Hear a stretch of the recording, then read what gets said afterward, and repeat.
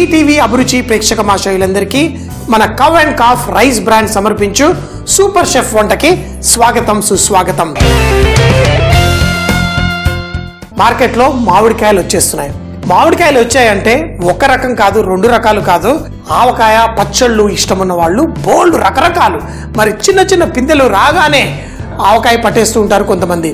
కొంచెం పుల్లటి మామిడికాయలు దొరికినప్పుడు దాంతో చిన్న చిన్న ముక్కలుగా కట్ చేసుకొని ఒక వారం రోజులకి కావలసిన స్పెషల్ ఆవకాయ పచ్చళ్ళు మనం చేసేసుకుంటూ ఉంటాం. మరి మే నెలాఖరికి వచ్చేసరికి మామిడికాయలు చాలా కొని పూర్తి సంవత్సరానికి సరిపడా ఆవకాయలు కూడా చేసుకుంటూ ఉంటాం. కానీ ఈ మధ్య మనకి మామిడికాయలు మనకి పూర్తి సంవత్సరంలో కూడా దొరుకుతున్నాయి, కొంచెం ఖరీదుగా ఉన్నా. మరి ఆవకాయ రుచి కేవలం సమ్మర్లోనే కాదు, పూర్తి సంవత్సరం మన పూర్వీకులు కూడా ఎంజాయ్ చేసేవాళ్ళు. సో ఇప్పుడు ఈ తోతాపూరి మామిడికాయ కొంచెం పులుపు ఉంటుంది, కొంచెం ఒగరు ఉంటుంది. ఈ తోతాపూరి మామిడికాయ తోటి మనం ఈరోజు పచ్చడి చేసుకుందాం. మరి అల్లం పచ్చడి మనందరికీ ఇష్టం. కేరళ స్టైల్లో అయినా ఆంధ్ర స్టైల్లో అయినా అల్లం పచ్చడి చేసుకున్నప్పుడు కొంచెం బెల్లం వేసుకొని చేసుకుంటే చాలా బాగుంటుంది.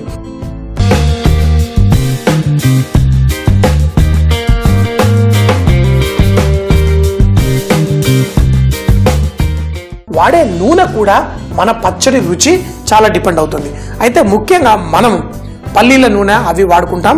పాతకాలంలో అయితే పచ్చళ్ళు బాగా రుచిగా ఉండడం కోసం నువ్వుల నూనె వాడేవాళ్ళు.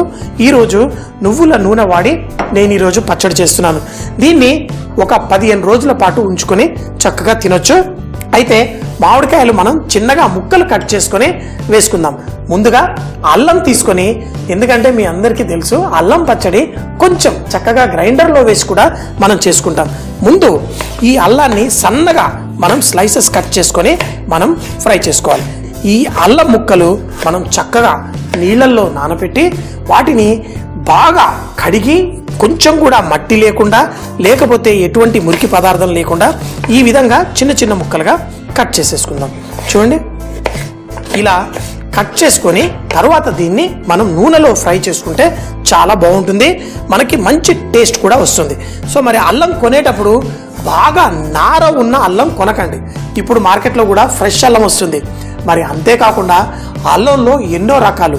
మామిడికాయ అల్లంతో చేసిన పచ్చడి అయితే ఏంటి సూపర్గా అదిరిపోతుంది. మరి మార్కెట్లో ఆ మామిడికాయ అల్లంతో మరోసారి చేసుకుందాం. కానీ ఇప్పుడు మామూలుగా ఫ్రెష్గా దొరికే అల్లం మీ అందరికీ తెలుసు. అల్లము, పసుపు ఇవన్నీ ఒక అల్లం జాతికి చెందినవే. మరి వాటిల్లో కొన్ని వందల రకాల ఫ్లేవర్స్ ఉంటాయి.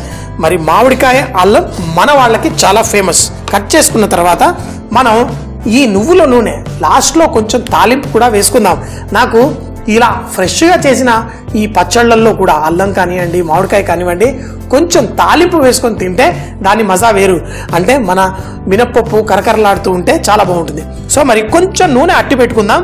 మనం లాస్ట్ తాలింపుకి మిగతా నూనె తీసుకొని ఇప్పుడు దీంట్లో మనం కట్ చేసుకున్న అల్లాన్ని కూడా వేసి మనం కుక్ చేసుకుందాం. మామిడికాయలు అయితే చక్కగా జ్యూస్ తీసేసి పూర్తి సంవత్సరం పొడుగునా మనం పండించుకోవచ్చు.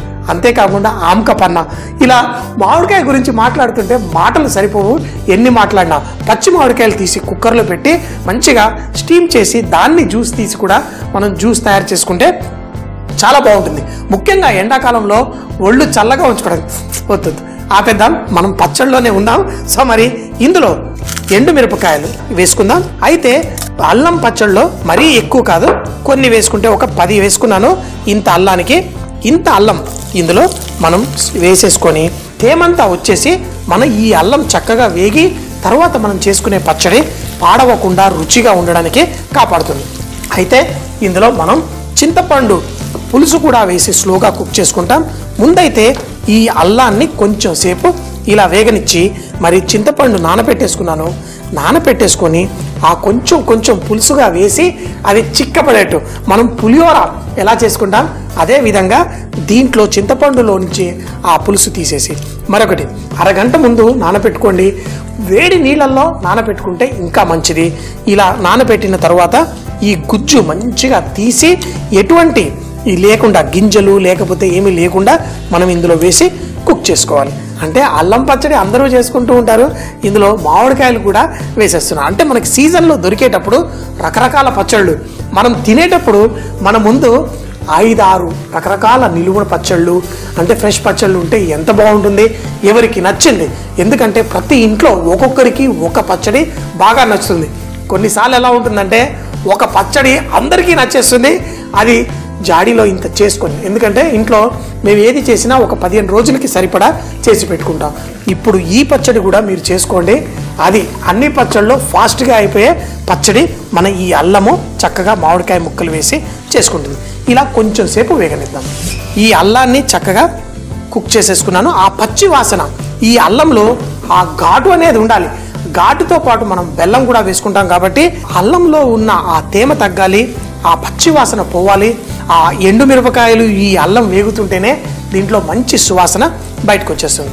మంచి లేత అల్లం తీసుకొని ఈ విధంగా మనం చక్కటి పచ్చడి చేసుకోవచ్చు. ఇప్పుడు నేను స్టవ్ కట్టేసి కేవలం ఈ అల్లము, ఈ ఎండుమిరపకాయల్ని కొంచెం నూనె ఉన్నా పర్లేదు ఇందులో తీసి కొంచెం చల్లారిన తర్వాత మనం మిక్సీ జార్లో వేసి పేస్ట్ చేసుకోవాలి. చూడండి, ఈ నూనె మొత్తం ఉందంటే చల్లగా అవ్వడానికి బాగా ఎక్కువ టైం పడుతుంది.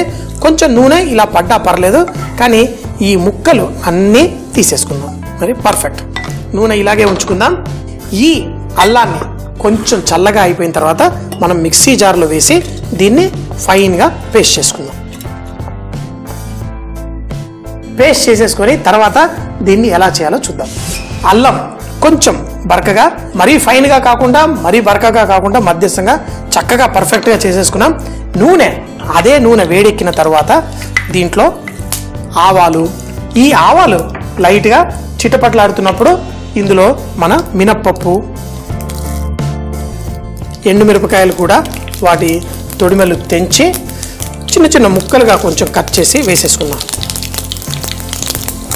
ఇందులో కరివేపాకు, అలాగే దీంట్లో కొంచెం ఇంగువ ఇలా వేసుకొని ఇప్పుడు మన అల్లం పేస్ట్ని ఇందులో వేసేసుకుందాం. చూడండి, మంట కూడా తగ్గించాను కొంచెం. మన ఈ అల్లం పేస్ట్ కొంచెం వేసుకొని స్లోగా దీన్ని కలిపేసుకుందాం. మనం ఒక 15-20 రోజుల పాటు తినడం కోసం మనం చేసుకుంటుంది. అదే కనుక మనం సంవత్సరం పొడుగునా మనకి నిలువుండే పచ్చళ్ళు చేసుకోవాలంటే చాలా జాగ్రత్త వహించాలి. పచ్చడి చేసేటప్పుడు పిల్లల్ని కానీ ఎవరిని దగ్గరికి రానియరు. నిలువు అంటే సంవత్సరం పొడుగునా నిలువు ఉండే పచ్చళ్ళు చేయడం కోసం వాళ్ళు స్నానాలు చేసి ఎంతో శుభ్రంగా తయారై ఆ చేసేటప్పుడు కూడా అందరినీ దగ్గరికి రానివ్వరు. మరి ఆ పచ్చళ్ళు ఆ కాలంలో ఎందుకు చేసేవాళ్ళు అలా అంటే ఇప్పటిలాగా మనకి మార్కెట్లో పచ్చళ్ళు దొరికేవి కాదు. ఆ నిలువున్న పచ్చడి తయారు చేస్తే సంవత్సరం పొడుగునా పాడవకుండా చాలా జాగ్రత్తగా నిలువ ఉంచుకోవాలి. అందుకని ఆ పచ్చడి తీసేటప్పుడు కూడా ఒక్కళ్ళు చక్కగా స్నానం చేసుకొని తయారై ఫ్రెష్గా ఆ వాడే స్పూన్ కూడా చాలా జాగ్రత్తగా చేసుకొని తయారు చేసుకునేవాళ్ళు. ఇవన్నీ ఇప్పటి మనుషులకి ఇవన్నీ ఓపిక ఉందా అంటే మన సంస్కృతిలో ముఖ్యంగా ఈ నిలువున్న పచ్చళ్ళ స్థానం చాలా పెద్దది. కారపొడి ఎక్కువగా వేసి చేసుకునే పచ్చళ్ళ కంటే ఇలా ఎండు కారాన్ని ఈ విధంగా వేసుకుంటాం. దీని రంగు మనం తినే మామూలు అల్లం పచ్చడి బెల్లం వేసి చేస్తాం కదా, అలా కాకుండా కొంచెం వేరుగా ఉంటుంది. ఇప్పుడు దీంట్లో మనం ఈ చింతపండు పులుసుని స్లోగా పిసికి వేసేసుకున్నాం. అయితే మా ఫ్రెండ్ వాళ్ళు ఇళ్లలో చేసేటప్పుడు కొంచెం కొంచెంగా వేసుకోవాలంటారు, వేసి దాన్ని కుక్ చేస్తూ ఉంటారు. ఏం పర్లేదు, మనం మొత్తంగా ఇందులో వేసి ఏ గింజలు రాకుండా స్లోగా ఈ చింతపండు కూడా, అంటే చింతపండు జ్యూస్ వేస్తే పాడవదా, దీన్ని కూడా జాగ్రత్తగా వేసుకుందాం. మరోసారి చేతులు కడుక్కొని దీన్ని స్లోగా కుక్ చేసుకుందాం.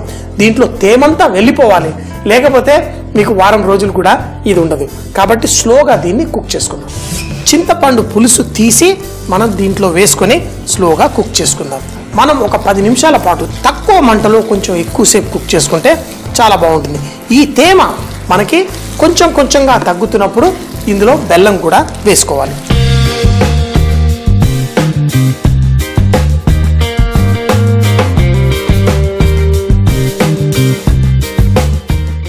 ఇది కుక్ అవుతున్నప్పుడు మనం ఇందులో ఉప్పు, బెల్లము, అలాగే దీంట్లో మామిడికాయ ముక్కలు కూడా, మామిడికాయ ముక్కలు ఎప్పుడు వేయాలో చూద్దాం.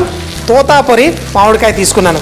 తోతాపరి అంటే మనందరికీ ఫ్రెష్గా ఇలా కోసేసుకొని ఉప్పు కారం పెట్టేసి తినేస్తూ ఉంటాం. ఆ అద్భుతమైన అల్లం పచ్చళ్ళలో మనం ఈ మామిడికాయని కూడా ఎలా చక్కగా యాడ్ చేసుకుంటాం చూడండి. చిన్న చిన్న ముక్కలుగా.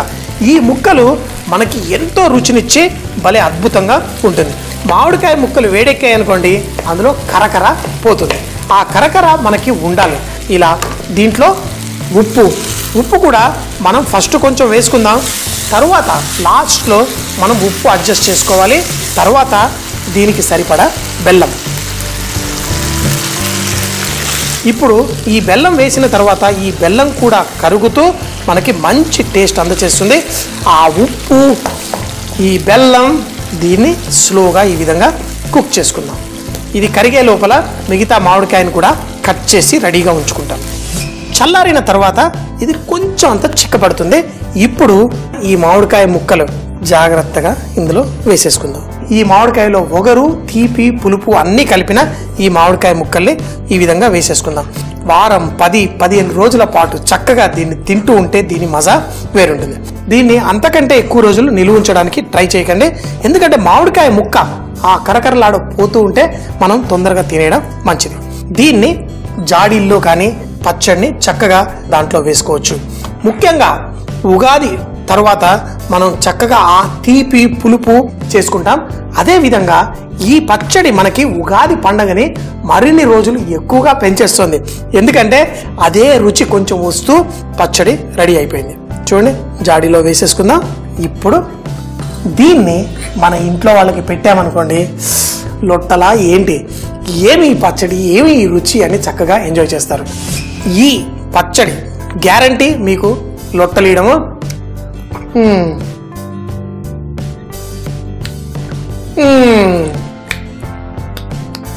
అంటే తీపి, పులుపు అన్నీ కలిపి చాలా అద్భుతంగా ఉంది.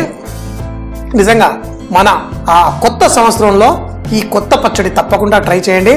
ప్రతిరోజు ఆ ఉగాది గొప్పతనాన్ని చక్కగా ఆస్వాదిస్తూ ఎంజాయ్ చేయండి. మామిడికాయ అల్లంతో పచ్చడి చేసుకోవడం కోసం ముందుగా ఒక ప్యాన్ తీసుకొని దాంట్లో ఆవాల నూనె వేసి ఎండుమిరపకాయలు అలాగే అల్లాన్ని కట్ చేసి అందులో వేసి సాటే చేసుకోవాలి. చేసుకున్న తరువాత ఈ ఎండుమిరపకాయలు, అల్లం తీసి మిక్సీ జార్ లో వేసి బరకగా పేస్ట్ చేసుకోవాలి. అదే వేడి నూనెలో ఆవాలు, మినప్పప్పు, కొంచెం ఎండుమిరపకాయ, కరివేపాకు తాలింపు వేసుకొని దీంట్లో మనం బరకగా పేస్ట్ చేసుకున్న అల్లం మిశ్రమాన్ని వేయాలి. వేసిన తరువాత ఇందులో చింతపండు పులుసుని చక్కగా పోసుకొని స్లోగా కుక్ చేసుకోవాలి. కొంచెం కుక్ అవుతూ నూనె బయటకు వస్తున్న సమయంలో అందులో తగినంత ఉప్పు, బెల్లం వేసి చక్కగా కుక్ చేసుకోవాలి. ఇది కొంచెం చిక్కబడుతున్న సమయంలో స్టవ్ కట్టేసి బాగా చల్లారిన తర్వాత చిన్న చిన్నగా కట్ చేసుకున్న మామిడికాయ ముక్కలు అందులో వేసి దీన్ని మరుసటి రోజు నుంచి చక్కగా ఈ మామిడికాయ అల్లం పచ్చడి తింటూ ఉంటే భలే కమ్మగా ఉంటుంది. మన ఉగాది రోజు గుర్తు చేసుకుంటూ చక్కగా ఎంజాయ్ చేయవచ్చు.